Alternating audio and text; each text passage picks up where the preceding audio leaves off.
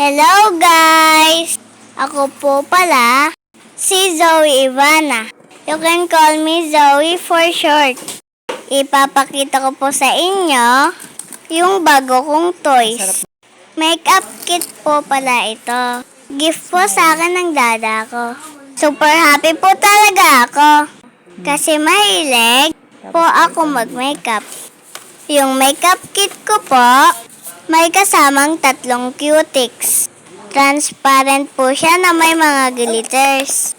Tapos po may kasama din red and purple na lipstick. Pati po lip gloss.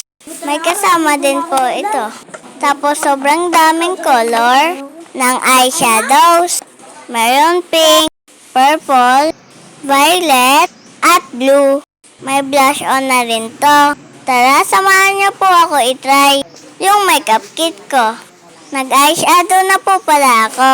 Kaso wala pa po akong brush ng blush on. Kaya fingers muna yung ginamit ko.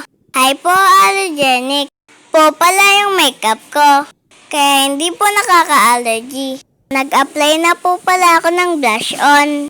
May 3 colors yung blush on ko. Color peach, red at pink. Peach po pala yung ginamit kong blush on.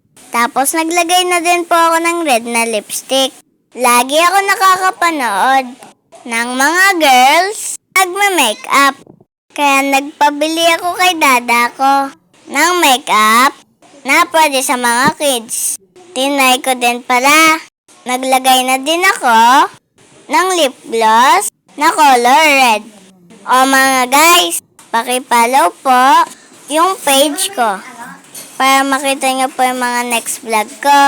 Ipapakita ko po sa inyo yung mga toys ko.